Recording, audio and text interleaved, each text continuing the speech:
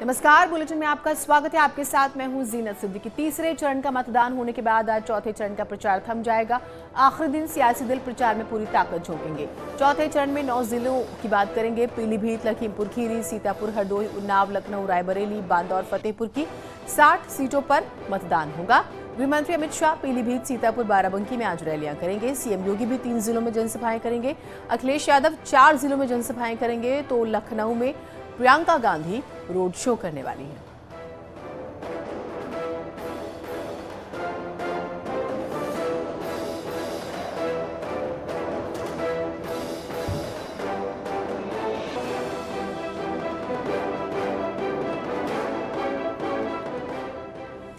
तो बहुत ही महत्वपूर्ण दिन है। केंद्रीय गृह मंत्री अमित शाह आज पीलीभीत में, जैसे कि हमने आपको बताया, सीतापुर, बाराबंकी में जो है वो रैली करने वाले हैं, जो हम आपको बता रहे हैं। आज सभी बड़े नेता जो हैं प्रचार प्रसार में लग जाएंगे। वाराणसी में संगठन की बैठक भी करेंगे। बड़ी जिम्मेदारी जो है गृह मंत्री ने संभाली हुई है और वो यहाँ पर भी नजर आ रही है। उसके बाद मुख्यमंत्री योगी आदित्यनाथ की बात करें तो हरदोई, रायबरेली, लखनऊ में उनकी रैलियों का कार्यक्रम है। ये भी बहुत महत्वपूर्ण जो हम आपको जानकारी दे रहे हैं। उसके बाद स्मृति ईरानी प्रयागराज में 2 रैलियां करेंगी। ये हम आपको बता रहे थे। वो बड़े नेता जो आज प्रचार प्रसार की कमान संभाले हुए हैं वो आपको हम बता रहे हैं। और न सिर्फ सत्ता पक्ष की बात करें, विपक्ष भी सुपर एक्टिव मोड में आज रहने वाला है। अखिलेश यादव 4 रैलियां करने वाले हैं, जबकि प्रियंका गांधी जो है वो रोड शो करेंगी। अखिलेश यादव का जैसे मैंने जिक्र किया, हरदोई, रायबरेली, सुल्तानपुर, अमेठी में वो रैली करेंगे। तो 4 जिलों में मायावती भी आज, बीएसपी सुप्रीमो, प्रयागराज में मायावती की भी रैली है। यूं तो बीएसपी बहुत आपको इस तरह से एक्टिव नजर नहीं आएगी, लेकिन ग्राउंड पे माना जा रहा है कि साइलेंटली काम कर रही है। लखनऊ में प्रियंका गांधी का आज रोड शो है। तस्वीरों का इंतजार सभी को होगा। प्रयागराज में भूपेश बघेल, आप जानते हैं छत्तीसगढ़ के मुख्यमंत्री हैं, लेकिन कमाल इन्होंने संभाली हुई है। स्पेशली वेस्ट, हम पूर्वी यूपी की बात करें तो वहां पर भी। बाराबंकी में केजरीवाल की भी रैली है। पंजाब से फारिग हो चुके हैं आम आदमी पार्टी, क्योंकि वहां वोटिंग हो चुकी है। तो अब पूरा फोकस यहां पर। और एआईएमआईएम के जो अध्यक्ष हैं असदुद्दीन ओवैसी, वो सुल्तानपुर में जो है एक रैली करने वाले हैं। तो ये उनकी जनसभा का हमने जिक्र किया। तो यूपी विधानसभा चुनाव के तीसरे चरण में 59 सीटों पर करीब 60% मतदान हुआ, जबकि 2017 में इन सीटों पर 62% मतदान हुआ था। कुछ छिटपुट घटनाओं को छोड़ दिया जाए तो लगभग सब कुछ शांतिपूर्ण रहा। सबसे ज्यादा मतदान ललितपुर में करीब 73% और सबसे कम मतदान 57% कानपुर में हुआ। मतदान खत्म होने के साथ ही इस चरण के 627 प्रत्याशियों के भाग्य का फैसला ईवीएम में कैद हो गया है। ज्यादातर विधानसभा सीटों पर मतदान शांतिपूर्ण संपन्न हुआ। ईवीएम में खराबी की वजह से कई स्थानों पर मतदाता जो है थोड़े निराश हुए, प्रभावित हुआ मतदान। कानपुर में मतदान केंद्र के अंदर मोबाइल से सेल्फी लेने और वीडियो बनाने के आरोप में कानपुर की महापौर प्रमिला पांडे और बीजेपी कार्यकर्ता नवाब सिंह के खिलाफ केस भी दर्ज किया गया।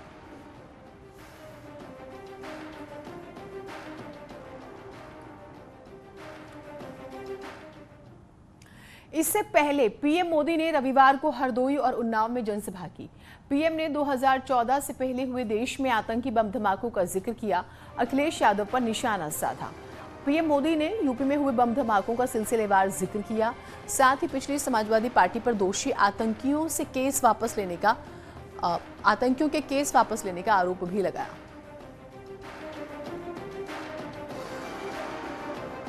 2006 में काशी में बम धमाका हुआ था। संकट मोचन मंदिर भी धमाका किया गया था। वहां के कैंट रेलवे स्टेशन भी हमला किया गया था। तब यूपी में समाजवादी पार्टी की सरकार थी। जब 2013 में समाजवादी पार्टी की सरकार फिर से सत्ता में आई तो इन लोगों ने शमीम अहमद नाम के आरोपी पर ये बम धमाका का जो चल रहे थे मुकदमा को वापस लेने का फैसला लिया था। भाइयों, 2007 में गोरखपुर में आतंकी हमला हुआ था। 2013 में समाजवादी सरकार ने तारिक कासमी नाम के आरोपी से केस वापस ले लिया था, लेकिन अदालत इसके लिए तैयार नहीं हुई और फिर तारिक को समाजवादी सरकार ने केस विड्रॉ करने का निर्णय कर लिया था। अदालत ने मना किया, केस चला और परिणाम क्या आया? 20 साल की सजा हुई दोस्तों, 20 साल की सजा। उधर यूपी बीजेपी ने ट्वीट करके अखिलेश यादव पर हमला किया। बीजेपी ने कुछ तस्वीरें शेयर की और लिखा कि इन तस्वीरों से तुष्टीकरण में अंधे बबुआ का चेहरा बेनकाब हो गया। अहमदाबाद ब्लास्ट में जिस आतंकी सैफ को सजा सुनाई गई है, उसी आतंकी के अब्बाजान बबुआ के करीबी निकले। आखिर क्या है सपा के मंसूबे?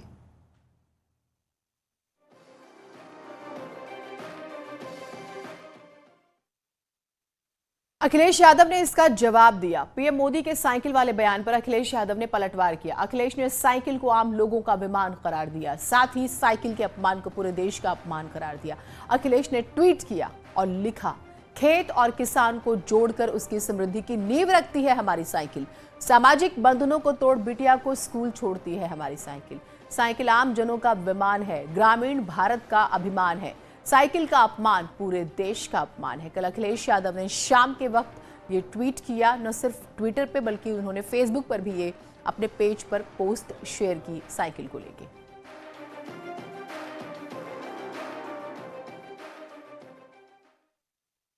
उन्नाव में जनसभा के दौरान बीजेपी जिलाध्यक्ष ने पीएम मोदी के पैर छूने की कोशिश की, लेकिन पीएम ने उन्हें रोका और खुद जिलाध्यक्ष अवधेश कटियार के पैर छू लिए। दरअसल पीएम नरेंद्र मोदी जब उन्नाव में चुनावी सभा को संबोधित करने पहुंचे तो जिलाध्यक्ष अवधेश कटियार ने उन्हें प्रतीक चिन्ह के रूप में भगवान श्री राम की मूर्ति भेंट की थी।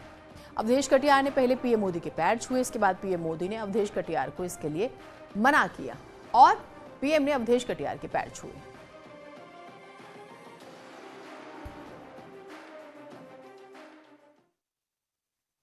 मुख्यमंत्री योगी आदित्यनाथ ने रविवार को लखनऊ के सरोजनी नगर इलाके में रोड शो किया। रोड शो में लोगों ने सीएम का फूल मालाओं से स्वागत किया।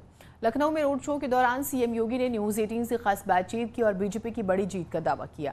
साथ ही समाजवादी पार्टी पर तीखा हमला बोला।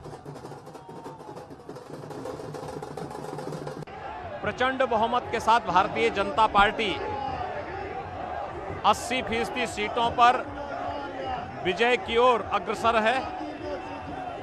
जैसे जैसे चरण आगे बढ़ेंगे, भारतीय जनता पार्टी प्रचंड बहुमत की सरकार प्रदेश में बनाएगी। इस प्रकार के रुझान अब तक देखने को मिले हैं। प्रधानमंत्री मोदी जी के सबका साथ सबके विकास के मंत्र पर आम जनता का ये उमड़ा हुआ जन सैलाब उस विश्वास को प्रदर्शित करता है। और मैं विश्वास के साथ कह सकता हूं, 10 मार्च को जब परिणाम आएंगे, कांग्रेस, सपा, बसपा इन सब की जमानतें जब्त होंगे। सर, अखिलेश यादव जी कह रहे हैं कि तीसरे चरण के बाद जो चौथा चरण होगा उसमें हम बहुमत की ओर बढ़ जाएंगे। ये उनकी बौखलाहट को प्रदर्शित करता, जो व्यक्ति करहल में अपनी जमानत जब्त करवा रहा हो और उनके पिताजी स्वयं उनका नाम न जानते हो कि करहल से प्रत्याशी कौन है। मुझे लगता है कि इससे ज्यादा शर्मिंदगी उस पार्टी के लिए दूसरी क्या हो सकती है। वैसे एसपी अध्यक्ष अखिलेश यादव ने भी लखनऊ में रोड शो किया। अखिलेश यादव ने सरोजनी नगर से चौक तक करीब 25 किलोमीटर का रोड शो निकाला था। सरोजनी नगर विधानसभा क्षेत्र में अखिलेश यादव ने कहा कि जनता ने बदलाव का मन बना लिया है। कह रहे हैं कि गर्मी निकाल देंगे। जो बाबा गर्मी निकालने की बात कर रहे हैं, जनता ने मन बना लिया है कि इस बार इनकी गर्मी निकाल करके भाप निकाल देंगे।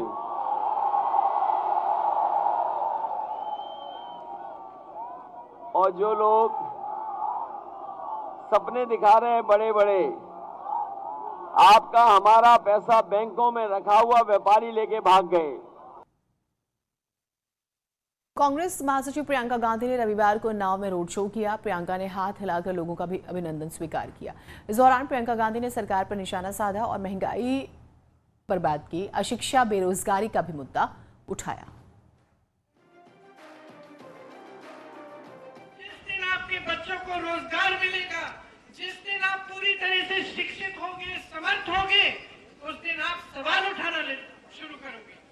आप सवाल उठाओगे कि ये कैसी राजनीति लाए हो हमारे प्रदेश में। हमारे प्रदेश में सब कुछ है, हमें शिक्षित क्यों नहीं कर रहे हो? हमारा विकास क्यों नहीं करा रहे हो? हमारी सड़कें क्यों नहीं बना रहे हो? हमें पानी क्यों नहीं दिला रहे हो?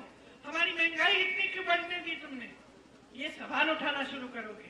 इसीलिए ये चाहते हैं कि आप निर्भर रहें, ये चाहते हैं, ये परिस्थिति इन्होंने बनाई है। न्यूज 18 के सुपर एक्सक्लूसिव इंटरव्यू में रक्षा मंत्री राजनाथ सिंह ने बड़ा दावा किया है। न्यूज 18 के मैनेजिंग एडिटर अमीश देवगन के साथ चुनावों पर सबसे बड़े इंटरव्यू में कहा कि यूपी में हवा का रुख साफ है, यूपी में फिर से बीजेपी की सरकार आएगी। योगी आदित्यनाथ पॉपुलर नेता है। किसकी दिख रही है? पहले साफ है, हवा का रुख साफ है। अरे हवा का रुख ऐसा है कि एकदम बिल्कुल इतनी तेज है हवा कि किसी को संदेह करने की कोई गुंजाइश नहीं बची है। अखिलेश कह रहे बीजेपी साफ है इस बार योगी नहीं आ पाएंगे, बीजेपी नहीं आ पाएंगे। नहीं, यहाँ पर भारतीय जनता पार्टी को शानदार कामयाबी हासिल हो रही है और योगी जी की लोकप्रियता बड़ी है। अब मोदी जी की तो लोकप्रियता जिस प्रकार की है वो तो अनपैरेलल है सारे देश भर में। चलिए एक छोटा सा ब्रेक ले रहे हैं, कहीं मिल जाएगा।